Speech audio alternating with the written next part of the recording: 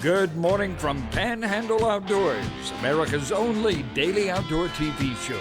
Your source for fishing, hunting, and information for folks who enjoy the great outdoors. Now sit back, relax. It's Panhandle Outdoors. Good morning, folks. Welcome to Panhandle Outdoors. I'm Winston Chester. I'm so glad you're here this morning. Got a great show lined up with a special guest here in the studio. But first, our weather brought to us by Gulf Coast Air Conditioning up in Southport. Drew Pollard and his hard-working crew up there taking care of our air conditioning needs. Looking at a water temperature today, I want to mention that first. The water temperature is 80 degrees. So it's 86. Normally the 80 is always in the 80s, but it's gotten up to 86 degrees. Our high today is going to be 87. The other interesting thing today about this weather tonight, the low is only going to get down to 80. That's the highest low we've had all summer. It's just not getting very, very cool tonight. It's going to stay warm and humid. Our river reading is brought to us by Mountain Dew. On the outdoors with Mountain Dew. We're looking at the Apalachicola Bluntstown. It's going to start dropping out. It's at a 10.3. It's dropping out some. It's in great shape. Like I said, I was up there last weekend and a lot of bass were being caught. It's just a good, healthy river right now. Looking at the Choctawhatchee Careville, same over there, 9.3, but it's staying up for the weekend. Looks like it's going to be pretty high and not a lot of movement. We're just getting a lot of rain, but it's not going up or down. It's sort of staying pretty level. It's going to be a little bit of a slight movement later. Our tide chart brought to us by Kent Forest Lawn, right here on 23rd Street.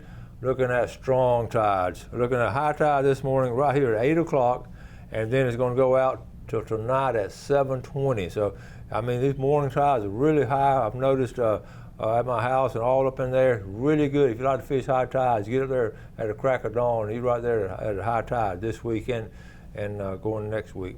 Wind direction, west-southwest at 14. Now, that's pretty sporty. If you're out there on the water, 14 in the summertime is pretty strong. So be aware, these thunderstorms just popping up, and you know that's seasonal. It happens in July and August all throughout the Panhandle.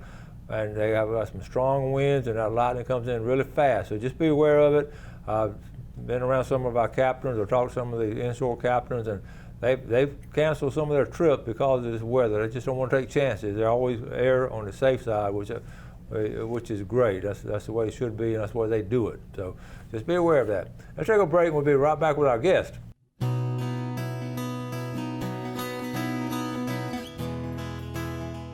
Welcome back, folks, and welcome to a guest who's been on here before. This is Brock Meyer. Yep, glad to be here, guys. Last time we had him, we've only had him on one time. It was in Studio B up in Southport, so Welcome to Studio A. Yeah, it's nice in here. I love it. You made big time. Yes, sir. It's a little more sophisticated. It's a lot sophisticated. But Studio B worked good for us. Yes, sir, yeah. Can't beat the garage. Well, I have Brock come on because he's a unique young man. I enjoy following him and all the things he's doing. Tell the folks where you're from again. Well, I'm from North Alabama. I moved down here about 6 years ago. I've came down here my whole life and fished and everything, but I'm a big fisherman and outdoorsman, big turkey hunter. So I came down here and picked up fishing, and everybody started wanting to go with me. So I was like, why don't I just start running fishing charters off the beach? And picked it up ever since. I run about 4 or 5 a week now, so it's going great. I love it. That's awesome. I love the story. With so many times we're talking about the old timer did this and pass it on down, but so many times we have young men like him that's moved down here, but they have one thing in common. They have that passion for the outdoors and for fishing, and this is what can happen. So you don't have to have a bloodline of being a fourth generation fisherman. No. You can just start doing it and because you love it. And I see that over and over again. That's why one of the reasons I love having them on. So we're into surf fishing. I've done a lot of surf fishing my whole life, and I always found as it gets later in the summer, you start getting the weeds in and all that. Overall, what's the condition of surf fishing now? Well, it just varies because of all the sargassum that's blowing in from offshore. So I've been having to move around quite a bit from anywhere from St. Andrews State Park to Grayton Beach, 30A. I just ride the beach and I look for the clean water where the pompano and the whiting and the redfish like to feed, and then find a big deep rip current and I set up right there and fish, 5 or 6 hours. But if I don't get any bites in about 30 minutes or an hour, I might move 50 or 100 yards to the left or right, just depending what the beach looks like. That's some great advice right there. You just ride around and look for clean water. I mean, that sounds simple, don't it? But so many people don't do that. They say, well, I'm going to go to spot A, and then they just ride to spot A and just fish. But you don't know what's going to be there. No, you might get there and there's a pound of sargassum on your line and you're reeling it in for 30 minutes. That is no fun, let me tell you. Well, and this is a good point, too, and we've talked about it before. The weeds and all, I mean, it's not solid from here to Cape San Blas. I mean, you have opens. Yes, it's sir. It's just going to come in all over. And you can look along the beach and see where a heavy load came in and 200-300 yards down there, nothing. Yep. And that's the spot you're looking for. Yes, sir, yeah. That's the spot those pompano, they like to feed in because they're sight feeders. So, you know, they like that clean water to be able to see the sand fleas and the ghost shrimp and whatever else. I'm sure they eat stuff we don't even know they eat out there, you know. And I'm sure they just want to feed around where it's clean. You know, you don't want to eat in a dirty restaurant. That's right. That's exactly right. So we got all kind of pictures. We're gonna show a few each segment and all, and just see what all you've been catching. But show this first picture right here. Tell us about it. Yeah, so I was bottom fishing about 3 miles out off of the jetties the other day. I was just fishing with the frozen cigar minnow on the grouper rig, about a 6 foot leader. All of a sudden, something nailed it, and wham! I thought I had a huge grouper fighting the way it was digging, and it was that big old red. I threw it back. It's probably about 35 inches, you know, but it swam away back down there to its hole. Well, and you look at the color of that, and it's sort of a light color. Yeah, yeah, definitely. But now, ironically, I was talking to a young man yesterday who'd been fishing up in West Bay, and he showed me some pictures. Every time I'm running people, Coach, let me show you this. And of course, I love seeing them. But he had caught some redfish up there. Yep. But the color was almost the color. I mean, it was so bronze. bright. But, and I want to bring up this point. It's a tannic acid in that bay water that's bringing all that brightness. And then out there in the Gulf, it's the clarity bringing that light color. Yep. The same fish. They're like a salamander. They can camouflage themselves to their environment. And when you catch them off the beach, almost they'll be white half the time. You know, with the sand. Yep. We've talked about it before. So okay, what's this next picture right here? This is my buddy Cecil here. We've been going up to West Bay, you know, mentioned by Mr. Chester here, and we've been tearing up the black drums up there, just using half blue crabs or live shrimp or fiddler crabs. They'll eat they're garbage cans that swim around underwater, basically. They'll eat just about anything. That's exactly what it is. Yeah, so you see them and cast something in front of them and they wham, you know, then you fight. I like using a little 2,000 size spinning reel, 10-pound braid. That's fun. Getting them up on that walkway is a little bit harder, though. That's a challenge. Yes, sir. I call them wild hogs of the water. You got wild hogs in wood, going to be anything there. That's right. Wild hogs in water. Okay, we're going to take a quick break. We'll be right back with Brock.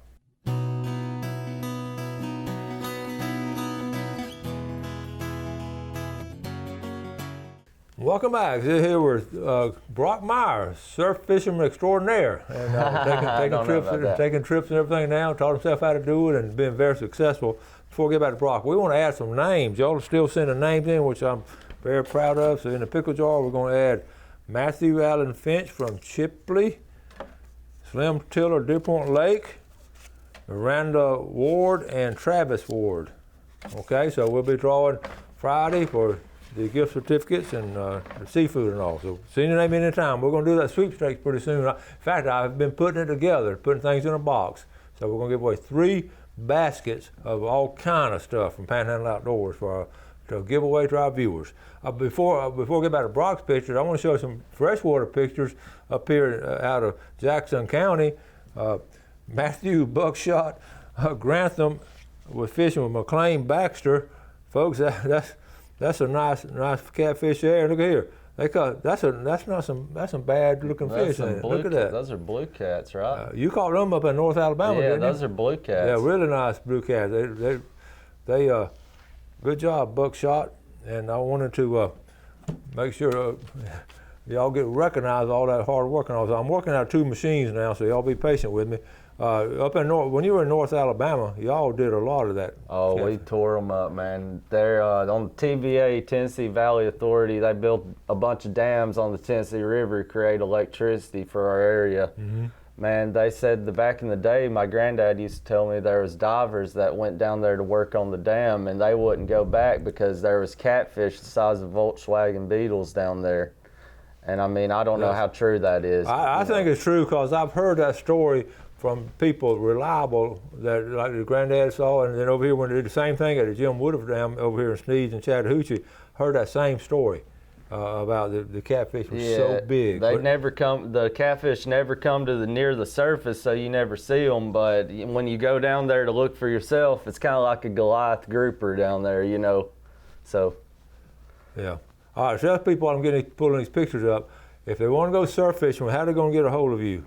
You can call me or get in touch with me on Facebook. My name's Brock Meyer. You can just look me up on there, or my phone number is 850-867-8786. So it's pretty easy to remember. But also, I work up at Bay Breeze Bait and Tackle. It's on the west end of Panama City Beach. So if anyone wants to come up there and talk to me about surf fishing or fishing in the area in general, I'd be happy to go down there and show you, you know, what I use and how I use it. And I might not be able to explain everything, but I can send you to a good spot at least. All right. Have a good chance. All right, that sounds good. Let's get back to some of these pictures. All right, check this one out now. Tell us, that's the same situation there. Y'all were at the bridge? Yep, yes sir. So that's my little brother out there. He that's his first black drum he caught. He caught that one on 10-pound test line on a little bitty Berkeley cherry wood. So I was like, I gotta show it up here today. Well, good deal. Now, where does he live? Well, he's living here for the summer. He's working as a real estate intern, but he's going back to North Alabama to go to school at University of North Alabama. All right. Good deal. All right. Now we're getting back into the surf. Yep. This is a fine one right here now. Yeah, so that's a decent pompano we caught off the beach. I think we caught it about a week ago.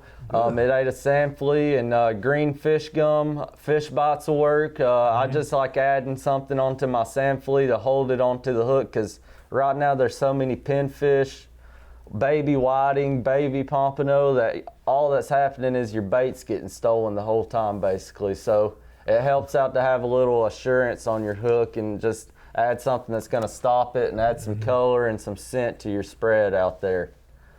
You brought up a good point, and that's why I do less surf fishing in July and August, because of the trash fish and what they do. So let's take a look at this one right here. What about this one? Yeah, so that's on a charter the other night. That's my buddy Austin holding, he helps me do my fishing charters, and he's holding up that beautiful redfish we caught. It was 28.5 inches. We let it swim back, you know, but it was just a hair over slot. But they were so pumped up about catching it. Those little girls you see right there, they reeled it in. They're the ones that reeled. They couldn't hold it. It was too floppy. But so we held it for them. But they reeled it right in, man. They were screaming. I bet 30 people thought something was going on over there, gathered around, seeing it come up on the beach. Which is why I love surf fishing. Is you get to sit out there and talk to everybody, and everybody comes walking by you and ask if you catch anything, which it can get annoying after a while, but it's not that bad. You know, people, they see real stuff up on the beach and it makes them want to start doing it, which is why I started surf fishing. You know, I seen a guy reel up a redfish just like that onto the beach, and I was like, what is out here off the beach? I got to start fishing. And so I started fishing. I haven't looked back ever since. Yep. That's what I'm talking about. And the thing about it, those girls right there catching this fish here, they're going to have a memory, and they'll always tell that story about it. Yes, sir. Yep. I was down at Panhandle City Beach and went with this guy. I don't remember his name, but they're going to remember his name. Huge redfish. Yep. All right. What about this? Was this the same one? Or? That's one from the next night. So. Okay. Yes, sir. So that's So you can see the whiting there. So that's the best bait to use for a redfish or a shark off the beach, that little white fish. You can basically just cut him. They have no size limits or regulations. You can cut him in half and hook him through the eyes and throw him on a Carolina rig back out there and get a big old goldfish like I'm holding there. That's right. That's a natural bait for them. Yeah, they love those. All right, now. We want to know what this is. Yeah, that's I think it's a sandbar shark. I'm no expert on mine. Someone's probably going to. Yeah, a little sand shark. Yeah, so, you know, again, the cut whiting on a still leader. You know, redfish, they really don't like still, but at nighttime they will hit a still leader. So you do catch them as a bycatch, but most of the time you're going to get sharks about that size right there, which definitely create a reaction to everybody on the beach, and everybody loves just seeing them. And of course, I always release my sharks. I don't keep them to. I don't keep them to eat. I'll eat a redfish or a pompano, but I'll let the sharks swim back. Oh yeah. No, I don't think many people keep sharks much anymore at all, and of course some are protected. Okay, we're lining up for our last break. And but you know how to get a hold of them. Want to go do some serious surf fishing, and he concentrates on the west end down there, but you move back and forth. Yes, sir. Yeah, I can go just about What time of day do you go? Well, I like going any time from 5:30 a.m. to 10 a.m. just because there's so many people on the beach this time of year, and I don't want to, step on anyone's toes out there. I've already had that happen a few times, but. Don't get me started on that. Yeah, exactly. So then at around 5:30 p.m. to 10 p.m., depending on the tides, like Mr. Winston shares here every morning, that's my Bible for surf fishing, because that's when those fish want to feed, is when that tide is falling or rising. That's when the bait's moving around on the beach. That's exactly right. Yep. Okay, let's take our final break. We'll be right back with Brock.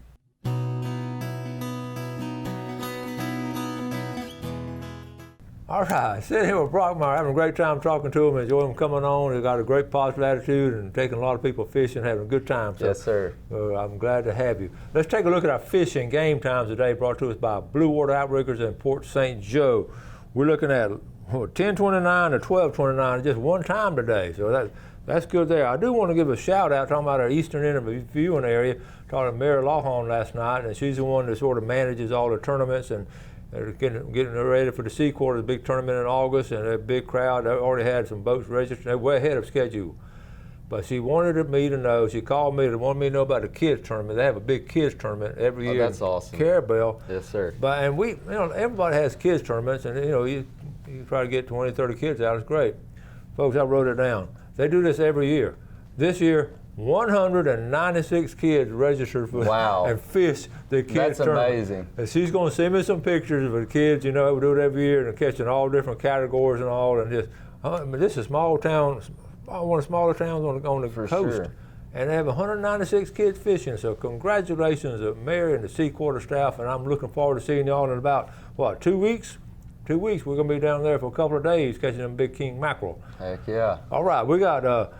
You understand how excited I get. Yeah, okay. yeah, Let's exactly. Get back. Okay, we showed the shark. Let's go to the next picture you got here. I hope we get through all these pictures. Have we showed this one yet? Okay. No, that's my buddy Austin I mentioned earlier. We've been catching about 2 pompano every night out there, but we've got a little trick for them. So we started getting these glow-in-the-dark beads, and we'll charge. I don't know if it makes a difference. We're superstitious, yeah, sure it does. But we charge up these beads on the pompano rig, and we've caught a redfish and about 6 pompano on it so far. So at nighttime, they feed by sight, So at nighttime, I guess they have smell too, Yeah, they do. Yeah, so they come over and hit it. We get lucky every now and again. Yeah, and you can talk to them. They'll come. If you start talking to them, hey, I know that's right. All right, tell about the next one here. Yeah, so red snapper season kicked in, as y'all all know probably, and I take my kayak out down off 30A or off Panama City Beach. There's a bunch of nearshore hard bottom or wrecks you can find out there.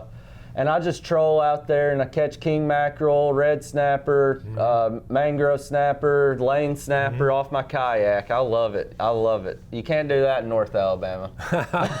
Okay, here's a great mess of fish you caught right here. Yep, man.